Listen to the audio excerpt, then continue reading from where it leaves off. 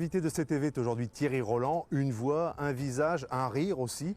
Merci d'être avec nous. Vous êtes à Calais pour la promotion de votre livre, tout d'abord, votre Coupe du Monde. On va y revenir dans quelques instants pour assurer aussi une soirée de prestige pour une entreprise calaisienne ici sur cette base de voile, le Tom Souville. Mais vous serez aussi à Calais dans quelques jours pour le match des 10 ans du Variété Club de France face à l'équipe Calais 2000. Quel souvenir vous gardez de cette épopée de Calais il y a 10 ans, match de la finale de la Coupe de France que vous avez commenté, Calais-Nantes? Ben, ça a été un beau souvenir, une belle aventure où Calais vraiment n'a pas été loin d'être la première équipe amateur à remporter la Coupe de France, parce que tout le monde, enfin je suppose que dans le Nord à Calais et dans sa région, tout le monde se souvient que, bon, sans être vulgaire, ils se sont fait un petit peu entuber quand même, hein, les joueurs de Calais.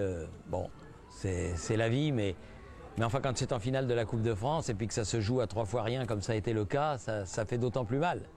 On se souvient du coup de sifflet de M. Colombo sur un penalty qu'on dirait aujourd'hui litigieux. Ah, complètement litigieux, mais je dirais fort généreux. Enfin bon, mais ça c'était pendant le match, mais il y a eu ce très beau geste de Landreau qui a en quelque sorte partagé la coupe sur le podium avec les Calaisiens en prenant la main de son alter ego de Calais, et puis les deux tenant la coupe. C'était une belle image, quand même, bel exemple de sportivité de la part de Michael Landreau. Et je crois que cette finale, cette épopée, elle a marqué, bon, évidemment la région du Nord, elle a marqué la ville de Calais, mais elle a marqué aussi un petit peu quelque part toute la France, parce que ça a été une belle aventure et tout le monde en garde le souvenir. À quel moment vous avez cru à cette équipe de Calais? Parce qu'il y a eu la victoire face à l'équipe de Lille, qui était déjà un peu une surprise, et puis ensuite il y a eu Strasbourg, et puis Bordeaux, parce que... c'est-à-dire que... tout le monde a cru que la finale, ça allait être Bordeaux-Nantes ou Bordeaux-Monaco. Oui, c'est sûr, parce que tout le monde pensait que Calais allait perdre en demi-finale contre Bordeaux. Et je me souviens, à l'époque, avoir dit à mes chefs à TF1, quand on hésitait à savoir quelle demi-finale on allait faire en direct, et moi je leur avais dit de faire le match entre Calais et Bordeaux, à Lens. Et ils m'avaient dit non, ça c'est... Bordeaux va gagner facile. Je dis bon, ça c'est vous qui le dites, mais vous savez, le succès appelle le succès. Et on l'a revu du reste encore cette année avec Quevilly, même quand c'est une équipe inférieure, mais quand elle est dans une dynamique de victoire, qu'elle a déjà battu des clubs pros, et ben même si ça paraît complètement démesuré, la rencontre entre Calais et Bordeaux de Lens, à la sortie, Calais a gagné, je dirais, entre guillemets, nettement. Et on m'a pas écouté, encore une fois. Vous savez, on m'écoute jamais, c'est ça le drame. Et on s'est retrouvés, nous, à faire le match de Monaco, qui n'était pas passionnant. Et à la sortie, il aurait fallu faire le match de Lens et la belle victoire des Calaisiens contre Bordeaux. Parce que moi, si vous voulez, bon, ça fait longtemps que je commente quand même.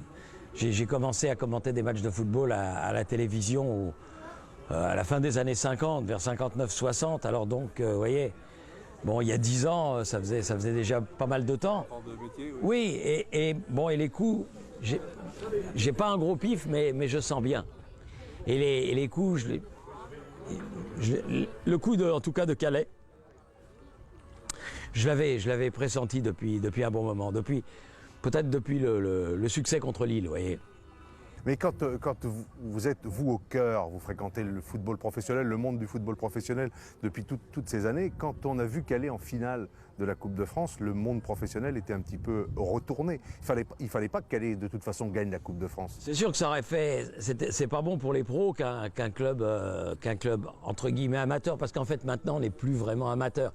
Même un club amateur, il n'est plus vraiment amateur, parce qu'il s'entraîne, peut-être pas comme les pros, mais enfin, il s'entraîne beaucoup plus que ne s'entraînait un club amateur dans les années 50, par exemple. Vous voyez ce que je veux dire? Mais c'est vrai que ça fait un peu désordre quelque part. Et les clubs pros, ils ont leur dignité, voilà, et leur dignité, elle est outragée quand un club amateur va aussi loin. Et là, c'est vrai que le Cruf n'est pas passé loin de la montre en or. Oui, ça c'est sûr. Quelle émotion vous gardez de la finale de la Coupe de France? On se souvient du but, l'ouverture du score par Calais à 34e minute. Quand il y a ce but du titre, quel souvenir vous avez, vous, de cette période, de ce moment? Je me souviens quand on commentait avec Jean-Michel Larquet, et je me souviens que ce but-là, peu après la demi-heure de jeu, m'a conforté dans l'idée que Calais avait sa chance, quoi. Parce qu'à partir du moment où ils ouvrent le score, bon, ça les met encore peut-être plus en confiance, eux, et ça commence un petit peu à tourner dans les têtes de l'adversaire nantais. Et c'est là que c'est... Parce que je me souviens aussi que, je crois que c'est... Au début de la deuxième mi-temps, ils ont une occasion énorme, Calais. Ils ont une occasion énorme qu'ils ne mettent pas, malheureusement. Enfin, je dis malheureusement pour eux, parce que... mais enfin, s'ils l'avaient mise, bon, bah, je pense que la coupe, elle aurait presque été gagnée par Calais. Comme quoi, vraiment, ça a tenu à tout peu, à rien du tout, quoi. Oui, et puis c'était aussi peut-être cette histoire du petit contre le gros. Oui, c'était le petit contre le gros, bien sûr, bien sûr. Même si Nantes n'était plus le Nantes, le grand Nantes des années Arribas ou des années Ciodo. Bon. Mais, bon, c'est dommage pour Calais. Enfin, pour l'instant, on en est toujours au même point, hein, parce que, bon, Quevilly s'est arrêté aux portes, là, aussi. Calais s'est donc arrêté à la finale. Pour eux, pour l'instant, bon, ils ont été vraiment, c'est eux qui ont été les plus proches. Et, bon... C'est vrai que là, après, ça a été dur à digérer, quoi, cette aventure. Parce que, comme toujours, quoi, quand vous avez une aventure comme ça, bon, derrière, c'est compliqué, quoi. Derrière, c'est compliqué. Mais enfin, bon, il reste le souvenir de ces héros de l'époque et le match de mardi au stade de l'Épopée, bah, ça va être leur fête. Mais il faut qu'ils s'attendent à souffrir parce que le Variété va mettre une grosse équipe contre eux. Une équipe que vous connaissez bien, le Variété, hein? Ah ben, je suis président du Variété depuis je sais pas, 30 ans. Alors bon, je suis président à vie, il paraît, d'après ce que m'a dit Jacques Vendroux. Alors bon, je suis le Amin Dada du Variété, si vous voyez ce que je veux dire. Et là, on a quand même recruté sévère, là. Là, il va y avoir Barthès qui va être là, il va y avoir Zidane qui va être là, il va y avoir Blanc-Deschamps qui vont être là, Claude Puel, Carambeu, Pires, on va avoir une bonne équipe. Et puis les héros de 2000, ils ont pris 10 ans. Hein. Ils sont comme tout le monde. Hein. On en prend tous une petite tous les 31 décembre. Hein. Ça, c'est imparable. Justement, on va continuer de parler de football. Vous publiez vos 13 Coupes du Monde. C'est un récit. Pourquoi ce livre? C'est une façon de marquer le temps aussi, de dire que... Oui, enfin... 13, c'est un... Bon, il se trouve que les éditions du Rocher ont un patron qui s'appelle Patrick Mahé, que je connais bien, qui est un bon copain, qui a été journaliste sportif dans le temps, et qui aujourd'hui donc est l'éditeur de cette maison. Et il m'a proposé de faire il a dit, bon, bah, ça va être ta 13e Coupe du Monde, il faut qu'on marque le coup, on va faire un bouquin ensemble. J'ai dit, mais pourquoi aujourd'hui plutôt que dans 4 ans ou qu'il y a 4 ans? Bah, il me dit là, 13, il paraît que ça porte bonheur. Bah, j'ai dit oui. Bon, et puis alors finalement, on a fait...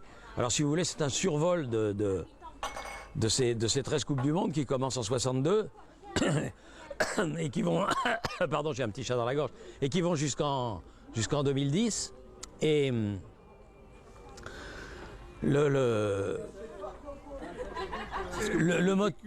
Voilà, c'est des petites anecdotes, des petits souvenirs. C'est pas les résultats bruts ou les résultats des Coupes du Monde. C'est un survol et ça, c'est un survol de plus d'un demi-siècle quand même, parce que mine de rien, 13 Coupes du Monde, ça fait 52 ans.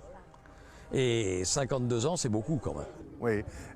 Quel est le souvenir, s'il fallait en retenir un, quel est le souvenir que vous avez de ces 13 Coupes du Monde? Écoutez, je crois qu'il faut mettre à part, il faut mettre de côté 98. Le 12 juillet 98, oui, ça c'est... Il faut mettre à part parce que ça c'est... Bon, quand vous faites ce On peut métier-là... mourir tranquille, c'est ça? Voilà, mais le plus tard possible. Mais quand vous faites ce métier-là, que vous avez la chance de disputer une finale de la Coupe du Monde en France, d'aller en finale, d'être en finale contre la meilleure équipe du monde, le Brésil, et de gagner facile 3-0, qu'est-ce qui peut vous arriver de mieux? Qu'est-ce qui peut vous arriver de mieux? Alors donc on la met de côté. Et moi, la Coupe du Monde que j'ai préférée, paradoxalement, c'est une Coupe du Monde que j'ai commentée pour la radio, parce que j'avais été viré à la suite des événements de mai 68, et j'avais été repris à France Inter, et c'est la Coupe du Monde de 1970. Parce que j'ai eu la chance de suivre le Brésil du départ à l'arrivée, de leur premier match contre la Roumanie jusqu'à la finale contre l'Italie. Et là, il y avait une équipe du Brésil exceptionnelle, avec un Pelé qui était au sommet de son art, et il y avait pratiquement un phénomène à chaque poste, sauf peut-être au poste de gardien, mais parce qu'ils n'ont jamais eu, à part Gilmar, de gros gardiens du côté du Brésil. Et là, j'ai vu des trucs extraordinaires, avec Pelé, avec Jairzinho, avec Gerson, avec Clodoaldo, avec Tostao, c'était vraiment une équipe exceptionnelle. Ça fait partie de vos grands souvenirs de, oui. de ces 13 Coupes du Monde? Oui, ça fait partie, comme fait partie, bon, malheureusement, ils ont perdu 2 finales de suite, l'équipe des Pays-Bas de Cruyff, mais ils sont tombés 2 fois contre le pays organisateur, en 78 contre l'Argentine et en 74 contre l'Allemagne. C'est pas de chance de se retrouver en finale 2 fois contre le pays organisateur, parce que ça n'en est que plus difficile, quoi. C'est un livre qui est destiné aux amateurs de football, aux amateurs de souvenirs?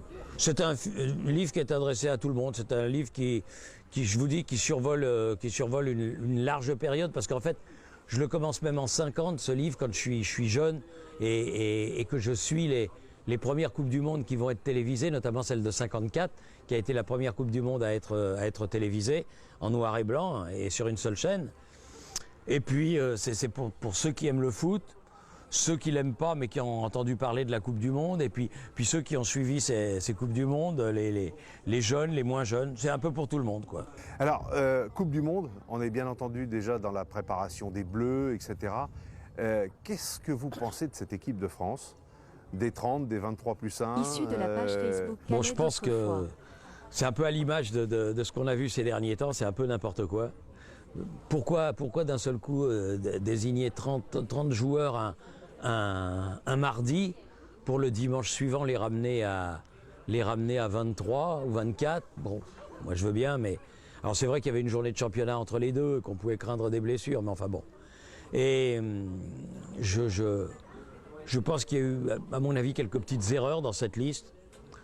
Je pense, si vous voulez, pour ma part, que la non-sélection de Benzema, pour moi, ça tient de la faute professionnelle. Parce que même s'il n'a pas beaucoup joué avec le Real Madrid cette année, je pense que dans le domaine de l'attaque, dans le domaine de l'avant-centre du futur, c'est Benzema quand même. C'est l'avenir de l'attaque de l'équipe de France. Et ne pas l'emmener en Afrique du Sud, c'est vraiment très dommage. Bon. Puis je pense que peut-être un garçon comme Nasri, qui a fait une bonne deuxième partie de saison, aurait mérité de venir. Ou peut-être derrière, surtout compte tenu de la non-guérison de Gallas, un mec comme Mexès aurait été utile. Enfin, vous voyez, il y a des garçons. Bon. Et je pense enfin que l'attitude des responsables, et notamment du président de la Fédération française de football. C'est-à-dire l'annonce de Laurent Blanc à la tête de l'équipe de France à l'issue du mondial? Bien, non, 10 ans qu'il fallait que le successeur de Domenech soit désigné avant, de préférence fin mai, et que ça serait bien que ce soit Laurent Blanc, ça eut pour effet d'arrêter complètement les Girondins de Bordeaux. Moi, je vous dis très franchement, monsieur, si je suis le président Trio, ce que je ne suis pas, le président de Bordeaux, moi je fais un procès à la fédération. Je fais un procès à la fédération, parce que vous pouvez pas, vous essayez même, vous n'y arriverez pas, une équipe qui a 12 points d'avance, vous ne pouvez pas en une dizaine de matchs la faire terminer à 14 points du champion. C'est pas possible. Et donc, je pense quelque part que l'équipe, j'ai rien contre l'Olympique de Marseille, hein, je suis content pour eux après tant d'années d'attente qu'ils étaient champions. Mais je pense que quelque part, Bordeaux a été lésé. Donc cette affaire, vous voyez jusqu'où cette équipe de France dans ce mondial? Pas très loin. Pas très loin. On parle de l'élimination au quart de finale, certains observateurs. Alors je vais vous dire, si l'équipe de France va en quart de finale, ça voudra dire qu'elle sera sortie de son groupe et qu'elle aura gagné son 8e de finale. Or, en 8e de finale, si j'ai bien regardé, elle peut... D'abord, il faut qu'elle sorte de son groupe, ce qui n'est pas fait. Bon, premièrement. Deuxièmement, si elle sort de son groupe et qu'elle est en 8e de finale, elle peut tomber contre l'Argentine. Parce que si elle ne termine pas première de son groupe, elle va jouer le premier du groupe de l'Argentine, qui selon toute probabilité, avec la Grèce et le Ghana, ça sera sans doute l'Argentine. Bon. Non, moi, si vous voulez, moi je leur souhaite évidemment la meilleure chance du monde. D'aller le plus loin possible. Bah, évidemment, je suis français, c'est la Coupe du Monde, je veux que l'équipe de France aille le plus loin possible. Mais je crois que je suis un peu lucide aussi, et je pense qu'on va avoir beaucoup de mal à battre l'Uruguay, par exemple. Parce que l'Uruguay est en gros progrès, l'Uruguay a des très bons jeunes, qu'on connaît mal, et des vieux de grand talent, comme par exemple Diego Forlán, qui en ce moment marque but sur but, et qui à lui tout seul a fait gagner l'Europa League à l'Atlético de Madrid. Donc pour vous, le premier tour... difficilement. Un petit tour et puis s'en va. Mais je le crains. Vous attendez beaucoup plus de choses mardi soir au Stade de l'Épopée. Le mardi soir au Stade de l'Épopée, déjà j'attends un bon public, mais ça j'ai pas de doute avec le public le public du Nord, et puis parce qu'il y en a tellement qui vivent dans le souvenir de ce qu'on disait tout à l'heure, quoi, de cette finale de l'année 2000. Et puis de venir voir jouer le Variété avec vraiment pratiquement que des stars, ça va être, je crois, une belle soirée pour les amateurs de foot de Calais. Thierry Roland, je vous remercie. Thierry Roland était l'invité de Calaisie TV. Il publie Maîtresse Coupe du Monde. Merci à vous.